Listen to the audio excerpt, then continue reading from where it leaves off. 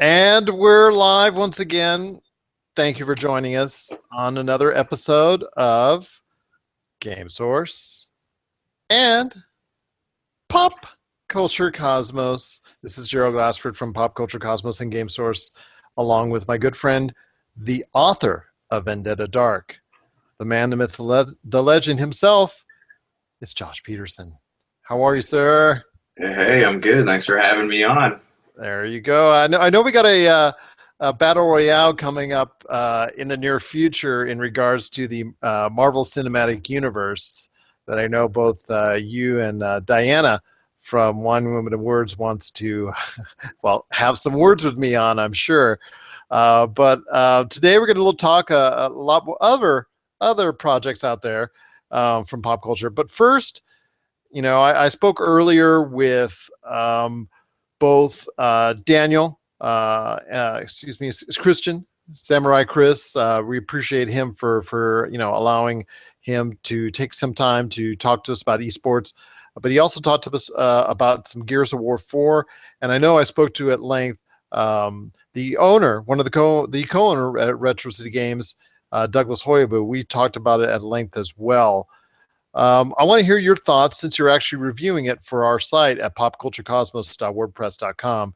You're actually reviewing Gears of War 4. You actually have Gears of War 4 in your possession. And there you go right there. So I want to hear your thoughts on the game as a whole and how it fits as well into the Gears of War legacy and where it will go from there. I love this game. Seriously, I don't know how else to say it because I've had a lot of trouble getting into video games for a while. Ever since Halo 5 disappointed me, I've been less enthused about games. But then Gears of War came out, and I cannot stop playing it. I'm probably about halfway through right now, but it's great. I mean, everything that was like choppy and odd about the first three games, they completely fixed. So you have this new team, you have new weapons, you have new bad guys, and you're fighting the cog, and you're fighting this new enemy type called the Swarm. And it's just, you think that would be busy because with Halo 5 they have like the Guardians, the Covenant, and all that stuff, but like it really not. Everything flows really well, and I love the main characters. That whole dynamic between Marcus Phoenix and his son is just fantastic, and the dialogue flows so well. It is that I want to get to the end before I like make a full opinion on it, but so far I am loving it. Oh, that's good to hear. That's good to hear. Because I know the game itself has garnered strong reviews for the most part, with a lot of people commenting on the newly structured campaign and how it focuses a lot on elements maybe taken from other movies such as Star Wars: The Force Awakens and whatnot. But also as well the horde mode, the multiplayer. Well, the multiplayer avenues have been added on to a little bit, added modes and whatnot. The horde mode, which was once the creation almost of Gears of War 2, has now been revamped and added even more, and to make it even stronger than it was before. Have you had a chance to delve into those aspects yet? And what are your thoughts on that? I have not had a chance to play it yet, but it frightens me because with Gears of War 2, I spent countless hours of my life playing horde mode. And I even got to 99 once, and the game froze, and I didn't get the achievement for finishing the rest of them. Oh, man. Yeah, but I saw videos, I've read reviews, it all looks really good. I can't wait to dive into it. Maybe, get a little LAN party going with some people I know. There you go. Indeed. Indeed. So when you're talking about the Gears of War 4 setup, it looks like it's going to be a strong entry in the series.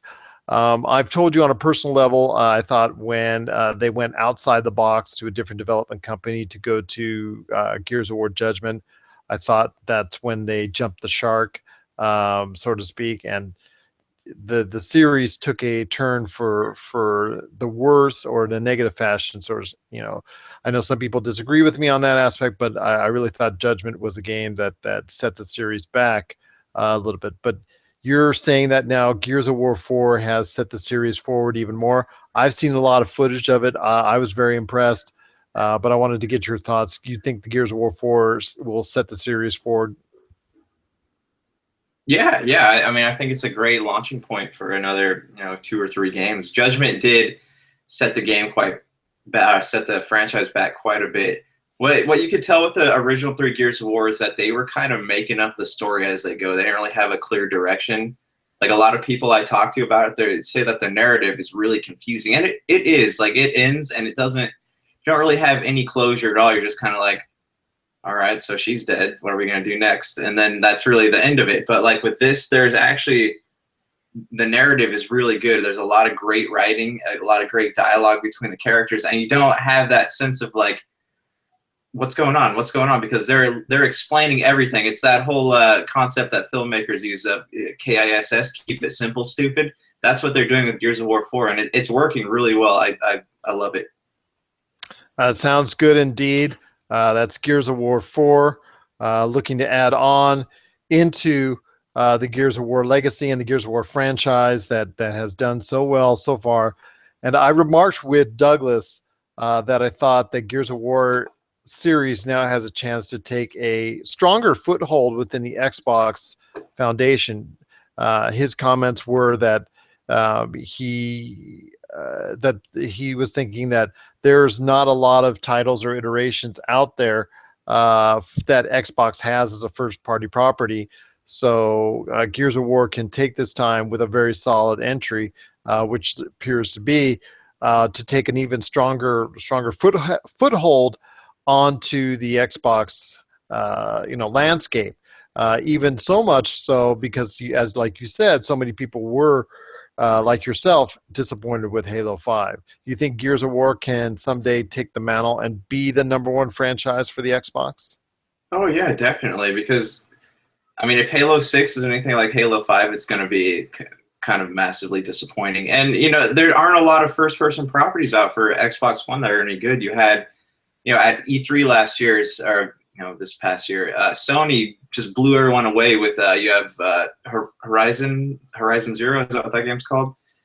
What are you talking about for PlayStation 4? Yeah, that's next year, coming next year. Yes. Yeah, and that Horizon game Zero Dawn, I believe it is. Yeah, that game looked fantastic, and they had a whole line of like Sony exclusives that just made me want to go out and buy a PlayStation. But you looked at stuff like what the Xbox has, and they had a ReCore, and that game, I played a demo of it, and it just, people don't seem to like it. I didn't really like it that much, but so Gears of War is really like, it has the opportunity to be their flagship, assuming Halo drops down from that spot at the moment.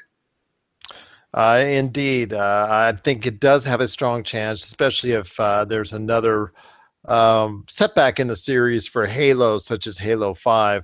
I know Halo 5 as a multiplayer is a pretty strong entry, but people seem to still focus on that weak campaign that it had, including yourself, who noted that that's probably the least favorite part of the game itself. So Gears of War looks like it's going to be a strong entry into the series as far as #4 is concerned. Where do you think the series will go from here with #5 and #6 now that looks like it's, the Gears of War series is now reborn again? Like you said, it looks like they're kind of doing the Star Wars thing where they're passing the mantle down, kind of giving you closure for the other characters that were in the series before. I mean, everyone loves, Marcus and Dom and Baird and Cole, but this is a chance for a new generation. It's a fresh start for the franchise, and they could literally go any number of directions. I don't know particularly where they might go right now because I need to finish the game. But fair enough indeed.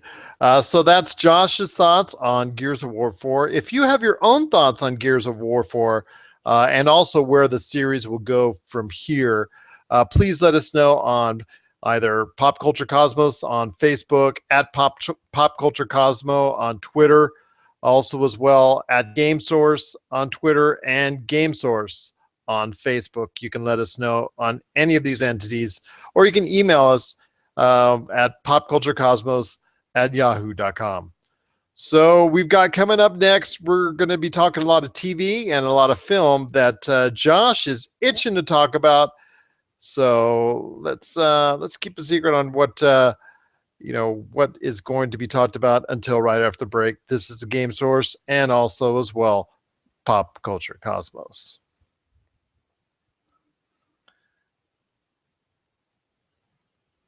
Alrighty. And 3, 2. And we're back. Once again, this is the Game Source podcast and the Pop Culture Cosmos as well. How are you? This is Gerald Glassford from Pop Culture Cosmos and Game Source, along with my good friend Josh Peterson, author of Vendetta Dark, which you can get today on Amazon.com. If you get a chance, check it out. Also, as well, we want to just thank all of our people who and groups who help us out with everything we do at Pop Culture Cosmos, including Retro City Games. Nicole and Doug are fantastic. Rob McCallum with RobMcCallumFilms.com. Check out all of his projects that he's got going on there. Mario Party Wars, Wine, Women, and Words, which is also on our popculture.wordpress.com. They are, have a weekly podcast devoted to books and the literary world. And also we want to thank, all of the people that listen to us, but especially the Podcast Radio Network. John, you do a great job. We just appreciate you helping us out with that and allowing us on your network. And the Tangent Bound Network, we appreciate being a part of that as well. If you can't hear us on the Podcast Radio Network, the Tangent Bound Network has us covered. And if you can't hear us on either of those stations, you can also check us out at, Stitcher, Google Play, iTunes, podcast.com, and popculturecosmos.wordpress.com, which has the latest 3 episodes on that site. But every other channel has the Pop Culture Cosmos channel on iTunes, Stitcher, podcast.com, and also as well, Google Play has all of our previous episodes as well. So, that's a lot for me to talk about. But I know Josh had a lot of things he wants to talk about as well, starting with the new Rogue One trailer. So, are you like a lot of people like me that is now really, really super hyped for Rogue One? It was a very impressive trailer. What are your thoughts on Rogue One? Oh yeah, I'm hyped. I like the idea that we're taking a story that we know, but we don't really know anything about, and it's ending. So it's going to be a 2-hour movie, and we're not going to have to wait for a whole nother trilogy to come out. That's what I'm looking forward to. But it looks so good. It looks so dark. Like I don't think I've ever seen a Star Wars movie to have that, to take that kind of tone. You can see in the trailer too, and it's just it looks really interesting. Especially I'm looking forward to seeing Donnie Yen. I don't know if you guys have seen Ip Man or anything, but Donnie Yen is a sorry. No problem at all. You're all right. You're all right. Yeah, I wasn't sure what was going on. No, I was just saying, keep talking and whatnot. This part will be edited out of the audio, so no worries. Just making sure I had to get something out of the oven. So it's like I was running out of things to say. But Rogue One was very impressive to me, and I was already hyped on the film and whatnot. But I just thought it provided a little bit more clarification for people on the fence. I'm still not expecting it to do Force Awakens numbers, and I don't think anyone should have that expectation as well. But I do think there's a lot of more optimism about the movie as a whole, because I know that a lot of people were kind of unclear on what the story was going to be about. Yeah, and you got to remember it's a pocket movie, so it's not like you're not going to have to wait for 3 movies to know how this story comes to completion. We already know how it comes to completion. We just don't know the details in between, and that's what I like about this, is that we're not going to have to wait, so we can just kind of watch this and be like, all right, that's cool. Whether or not they'll show these characters that are in the movie, we don't know, because we don't know how the movie ends. But yeah, I'm excited about it. I don't think it'll do Force Awakens numbers. I don't think a lot of people aren't really as stoked about this as I've heard people were about Force Awakens. But I can't wait to watch it. It looks dark and gritty. It looks like it has a really deep storyline. So that's something too with Mads Mikkelsen. I'm curious what his part is. That's what's you know, piqued Well, my he'll be the interest. answer to a trivia question. Who was the major character in both a Marvel and a Star Wars movie that premiered within one calendar month of each other? Wait, say that again. What was it? Okay, it'll be the answer to a trivia question down the line. It'll be on Jeopardy. Mads Mikkelsen is the only major character to appear in both a Marvel and a Star Wars movie that debuted 1 month apart. Oh, Doctor Strange. Yes, you're right. So, for you folks that are going to be, getting into a Jeopardy contest anytime soon, there you go. But I'm also very, very intrigued now that I see more about his character. It was always theorized that he was,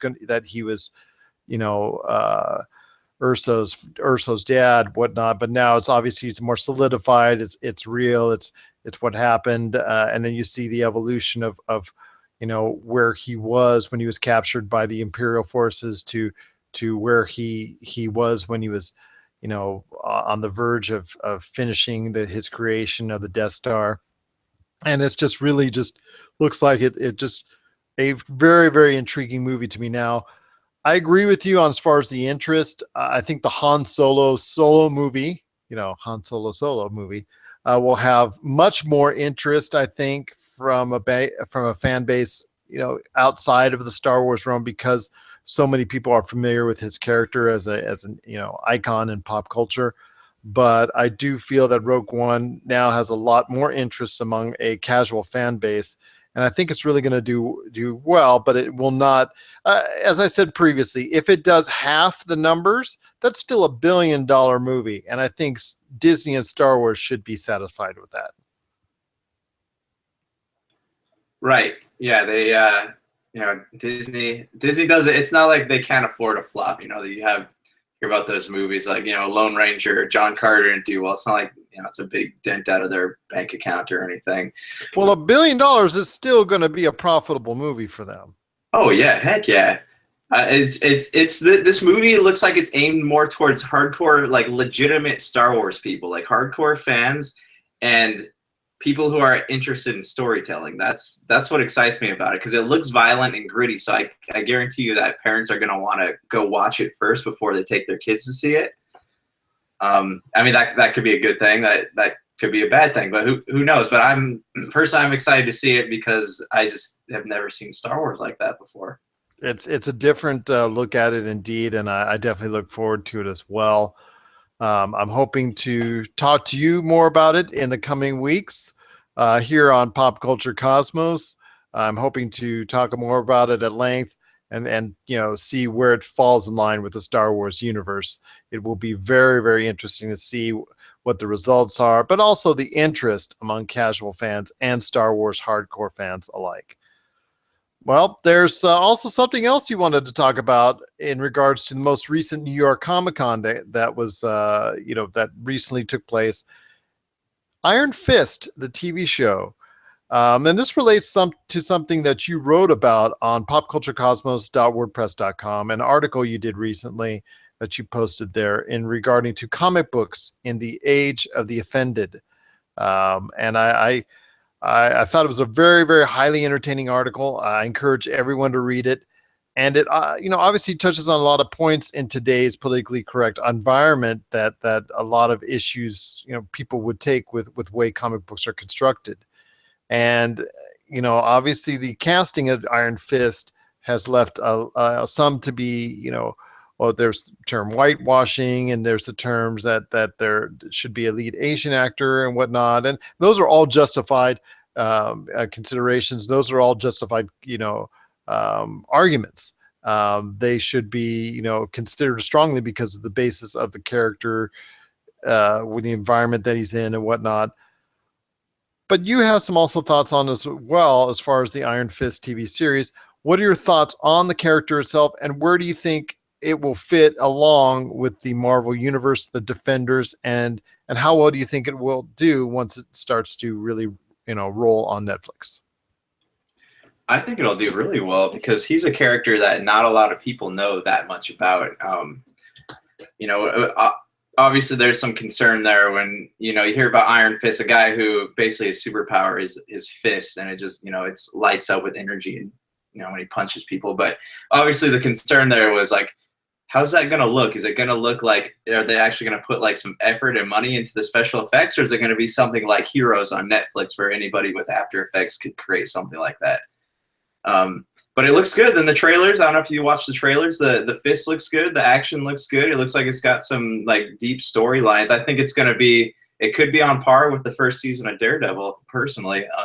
Well, I think with Marvel's, Marvel's not going to put out a product at this point in time that they're dissatisfied with. They're not going to put out a lackluster product, even though it is going to go be on Netflix or it is going to be on ABC, with Agents of S.H.I.E.L.D. or whatnot. They're Agent Carter or whatnot. They still go out of the way to provide an acceptable budget and acceptable effects for the audience that views it. They're not shortchanging the audiences just because it's not going to be in front of the silver screen. Right. And that's a great thing to me, because they have the bar set and they don't want to get down below it. So that's why I've always liked Agents of S.H.I.E.L.D., because their special effects, yeah, it's on TV, so it's not like, don't expect something like you would see, on the big screen. You're not going to see a lot of like hardcore effects and, rotoscoping, what people do in the industry. But, they're definitely going to put money and effort into it. And that's why I'm looking forward to seeing Ghost Rider on Agents of S.H.I.E.L.D., because he actually, just from what I see in the pictures and the trailer, like it looked like they put some time into it. But as for where Iron Fist is going to fit in the greater Marvel universe, I feel like his series is really going to kick off where the Defenders starts off. And it's going to set the tone of what we can expect from the Defenders. And I don't know if you've been reading a lot of the stuff. Jeff Loeb and the Russo brothers have been talking about where the Netflix shows fit into the greater universe at large. And it seems to be both ways. When you talk to Kevin Feige, the Russo brothers, they will be a part of it. They will not be a part of it. I think it's really kind of cute that that they're playing games with the fans as far as whether or not they will or will not be it. I think that at some point in time it's going to leak that they will be a part of the upcoming Infinity Wars. But it's kind of funny right now at this point in time that the way they can't either, or that they're not going to be, depending on who they talk to within Marvel.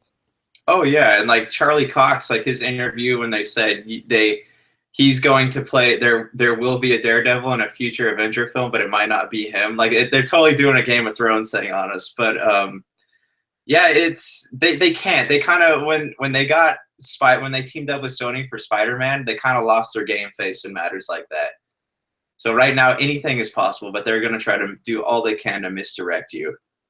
Of course, because they want to leave something to the imagination of viewers and the audience out there.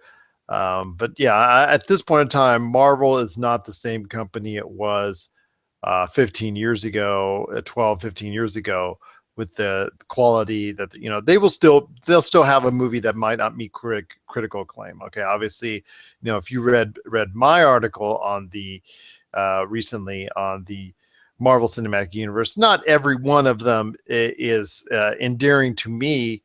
Not every one of them is endearing to a critical audience, but the presentation aspect is something that will not be shortchanged by Marvel, and that's something that they have gone out of their way to try and develop since 2008. And it's you can see it.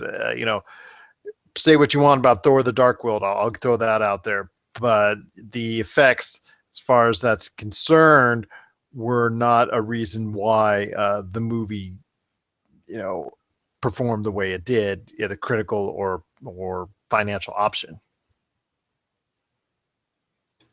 Right, and it's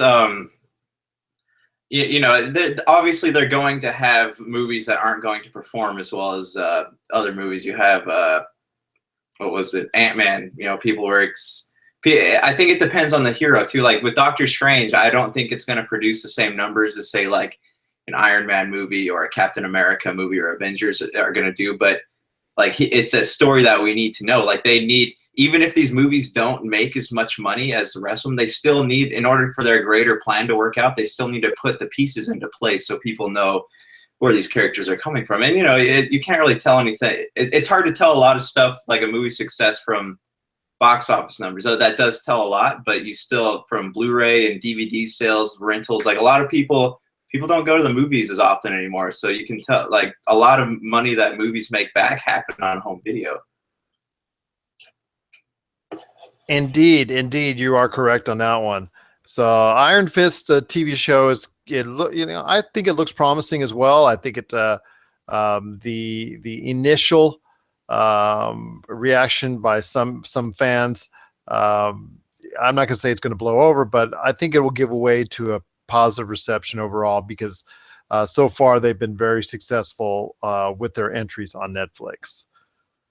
So this leaves us to the last part of what Josh wanted to talk about. For you, well, I don't want to say you Harry Potter fans out there because it's not just Harry Potter that we're dealing with here, but we're going to talk about Fantastic Beasts and where to find them. It's the upcoming movie from the same studios, and for instance, the same type of realm and movie universe as Harry Potter. At first, they thought they were going to be able to keep those separate, and at first they thought that the movies would be separate from the Harry Potter universe. But with the latest announcements and the latest footage that took place, I think Josh has a better update than I do that maybe that's not the case and they might be intertwined after all. Is that not correct? Oh, that is, yeah. So they just announced that Fantastic Beasts and Where to Find Them was originally going to be 3 movies, but now it's going to be 5. And yes, we thought that they were going to try to keep the story of Newt Scamander separate from Harry Potter and his friends, obviously. But just from what I've read about the articles, they're saying that they didn't think that the trilogy could survive on its own without a big baddie. So did you read the books? I'm more of the fan of the films. I have not read the books as of yet, but I do know that in the 10 minutes footage, the first 10 minutes of the movie was shown at a LA press event and fan event last week, and a very familiar name to Harry Potter fans was introduced within those first 10 minutes. Right. So the story's going to have Dumbledore and Grindelwald in. And it's going to talk about their famous duel. So Grindelwald was the big baddie in the wizarding world before Voldemort came along. And if you've read the books, I just got done reading the books. I've never read them before, and they're fantastic. But it's there's a lot of detail in the books that they don't tell you in the movies, so you wouldn't really know a lot of the the smaller things. But for those of you who haven't read the books, Grindelwald is the character who originally owned the Elder Wand, and they show him very briefly in the last Harry Potter movie when Voldemort visits him in prison and then he ends up killing him because he doesn't have the wand anymore. But Grindelwald was he was a dark wizard, and he befriended Dumbledore, and and if you believe the internet rumors, they were in love with each other. But there's a friendship there, and then Grindelwald ended up killing. They don't really know, is Grindelwald Dumbledore or Dumbledore's brother accidentally killed Dumbledore's little sister, so that set a whole feud off between them, and then years later they duel. So that's the story there. But so they said that he is going to be the big baddie in Fantastic Beasts and Where to Find Them. So how they're going to tie Newt Scamander, Dumbledore, and Grindelwald together is beyond me, but I'm intrigued. I kind of see what they're doing though, because I don't know if you read any of the news that Warner Brother purchased the rights to Harry Potter and the Cursed Child, the film rights. I did indeed. And they know where their bread's buttered. They know that Harry Potter was such a financial boon for them during the 90s and early part of the 2000s regarding the movie iterations and whatnot. It seems like a natural that they would invest themselves in the entire series, and that maybe they were meant to be separate at first, but it looks like, Warner Brothers probably would have, if I'm head of Warner Brothers and I had the final say, I would say I would want to try and piece together for Harry Potter fans and Fantastic Beasts fans, those two stories to be intertwined, at least in some form or fashion. And it looks like that's the case. Right. And they're, if you ask fans, if you ask them what if they were to want a prequel to Harry Potter, what they'd want to see, this is what most people say. They want to see the battle between Grindelwald and Dumbledore. So whether or not it's going to overshadow Newt Scamander and his adventures, it's hard to say. But if you think about the release timelines for 5 more movies, so that's going to create 10 years in between now and the last movie. So when that's done, the Harry Potter actors will all be old enough to reprise their roles in Harry Potter and the Cursed Child. So it's kind of a good strategy by Warner Brothers, but that's assuming that they can get all the characters back. Indeed, indeed. So we're definitely looking forward to that, starting with Fantastic Beasts and Where to Find Them when it comes out. We'll be talking hopefully more about that as well, whether or not that fans, casual and Harry Potter fans alike, will be accepting the movie, ingratiating the movie, and also as well be able to, if they're going to go actually pay in droves for the movie. Because I'm very curious to see how that will connect with a vast and large audience, because the book's still out for me on it, as far as being able to connect with a wide audience, because I know there's at some level people are still, the regular fan that are out there, the casual audience out there is still unfamiliar with that Fantastic Beasts and Where to Find Them is related to the Harry Potter universe. So I think Warner Brothers needs to go out of its way to remind the public out there that the two are somewhat related. And even though Fantastic Beasts will have its own branching arc and its own story, it still will tie into the Harry Potter mythos. I think it's important as a financial decision, but it's also important for people to, Harry Potter fans and casual audience alike, so that they have something that they can hold on to, that they can remember because of all the times and all the movies that they've seen or the books that they have read. Right, and they're just, it seems like they're just kind of making up marketing strategies as they go. But yeah, because with Harry Potter, they had the books out before the movie so people could read. They knew what they were about. So that's why it's kind of pivotal for Warner Brothers to let people know that these are connected, because not only are there not any books for Fantastic Beasts and Where to Find Them, it's in the title and in the trailer, there's really no, besides wands and stuff, there's not really any connection to Harry Potter. You don't see, they don't make any, they don't name drop anyone. There's no, returning characters, obviously. So it's important that they tie these two films together if they want it to be successful, because people love Harry Potter. People go nuts over. You go to Universal Studios and it's just constantly packed over there. I know I have 3 fans here at home, so I definitely know how that is. So yeah, it's a cash cow. So they need to be smart with it. They really do need to be smart. So let's hope for the best. This reminds me a lot of Lord of the Rings, and how once the Lord of the Rings movies were done, it was, what can we do next? And obviously the Hobbit series that popped up, and it seemed like, that was something that they wanted to latch onto. And 3 movies later, people can say what they want about the Hobbit movies, but they generated almost $3 billion at the box office. So that's an extra $3 billion, in the pockets of the movie company. So you can't say it was a bad stroke at all. And when it comes to Fantastic Beasts, people will say, well, it's just a Harry Potter spinoff, blah, blah, blah, blah, blah. But, if the movies themselves generate anywhere close to 3 to 5 billion, Warner Brothers said, obviously we'll have made the right move from there. Concur? I agree. People love the Harry Potter universe. Honestly, I love the tone and atmosphere of it. If they were to make a movie about the mer people and the like, I would still go to see it. Indeed. I think a lot of other people as well, because right now Harry Potter still, I think with the release of The Cursed Child and the strong reception to it, I think a lot of that showed a lot of individuals, a lot of people, a lot of analysts out there exactly how much name value Harry Potter still has, and how much drawing power he still can have. And I think it bodes very, very well for Fantastic Beasts if they can make sure and ensure to the casual audience that it is intertwined, at least in some way, with the Harry Potter universe. Right. Yeah, that's important, because honestly, that's going to be what brings fans to the movie. Like if for example, like Star Wars Rogue One, if they hadn't have put like your iconic Star Wars pieces. If they would have just called it Rogue One and the trailers wouldn't have had your iconic Star Wars locations and stormtroopers and all that, people would probably be less likely to go see it. So you just, you got to play it smart. That's why they call it Rogue One, a Star Wars story on it. Boom. So. See, Fantastic Beasts and Where to Find Them, a Harry Potter story. There you go. Indeed.